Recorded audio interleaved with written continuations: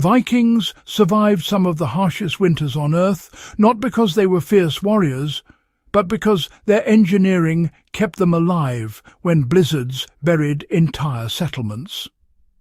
One of their most effective designs was a roofing system that stayed dry, warm and stable in conditions that would destroy many modern structures. This wasn't mythic ingenuity. It was practical survival knowledge built through centuries of trial in Arctic wind, wet snow and freezing temperatures. Now, just think about it for a moment. Viking settlements, were often buried in snow, but their roofing systems were honestly a testament to practical genius. Understanding how their roof layer worked offers powerful insight for anyone interested in history, off-grid building, homesteading or cold-weather survival today. The Vikings relied on birch bark as a waterproof layer that even today modern membranes still struggle to match. At the very heart of the Viking roof system was birch bark. Stripped in broad sheets and carefully laid over a base of tightly fitted planks, the bark created a natural water barrier. Birch bark, you see, is rich in oils and resins that naturally repel moisture. When arranged with overlapping seams, it formed a continuous shield that simply refused to let snowmelt seep into the wood below. This wasn't decorative or experimental. It was actually a highly effective waterproof membrane that, believe it or not, rivaled modern synthetic materials. To apply this method today, you'd start with a solid wooden base. Lay your waterproof layer, whether it's real birch bark, tar paper, EPDM rubber, or a modern peel and stick membrane, over it in wide overlapping sheets. Honestly, the technique matters more than the exact material. Overlap generously, avoid straight vertical seams, and keep the sheet continuous. This is what ensures dryness. Once the birch bark membrane was in place, the Vikings covered it with heavy sod cut from grassy meadows. The key to sod's effectiveness was the dense root network that held each section together. When laid grass side down, these mats locked into each other and formed a single unified weight over the waterproof layer. The weight was intentional. Arctic storms can produce winds strong enough to peel modern roofing away. The Vikings solved this by letting the sod press the birch bark firmly against the planks beneath it. Snow only reinforced this effect, increasing pressure and enhancing insulation. Cold climate homesteaders still use variations of this method today because, well, it keeps interior temperatures stable and reduces wind penetration dramatically. If you ever need a survival shelter, the steps remain practical. First, form a solid roof deck. Next, add your moisture barrier. Then, just cut sod in slabs 1 to 2 inches thick and stack them tightly over the membrane.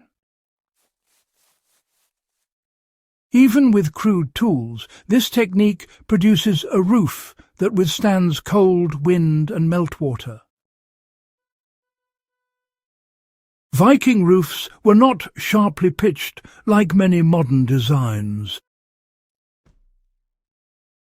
They followed a moderate angle, usually between 25 and 35 degrees, allowing snow to accumulate without creating dangerous pressure points. This shape spread the weight across the entire frame, pushing it down through the walls instead of concentrating stress at the ridge. Archaeological studies from Iceland and Norway show, longhouses that tolerated decades of heavy snowpack without collapsing. Their roofs sagged slightly as the sod compacted, but their structural integrity, well, it held.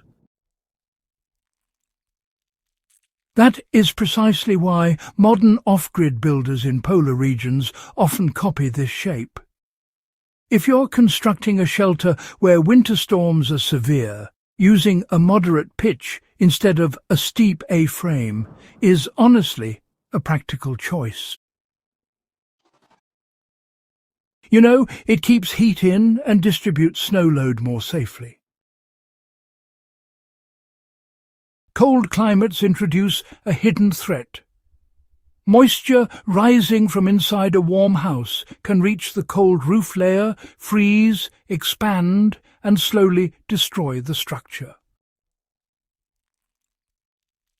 Vikings avoided this problem because birch bark naturally balances vapor. It blocks liquid water, but, breathes just enough to prevent condensation from collecting underneath. Modern membranes, well, they attempt to do the same job, but the principle is unchanged. Any shelter you build in cold weather must have a moisture barrier that breathes just enough to prevent sweating, while still stopping meltwater. The Viking method achieved this without synthetic materials, simply by using the right tree at the right thickness. Modern homesteaders and survivalists still copy this roof system because it performs better than many lightweight modern materials. In Iceland, Norway, and parts of Canada and Alaska, builders who live off the grid still use sod-on membrane roofs inspired directly by Viking construction. These roofs stay warm, stay quiet during high winds, and hold up under storm after storm without rapid wear. Many modern green roof systems follow the same layered order: wood, waterproof membrane, soil, because the physics haven't changed. The Vikings figured out a formula that works, and centuries of harsh winters have validated it. If you want proof, well, just build a small test roof. Use plank decking and then add a waterproof layer with overlapping seams. After that, lay the sod blocks tightly. After one winter storm, compare it to a thin metal sheet roof. One will rattle, leak, and lose heat. The other will stay solid, silent, and insulated. The Viking roof layer worked because, you see, every part reinforced the others in a unified system. The wooden deck gave structure. The birch bark, kept water out. The sod provided weight, insulation, and stability.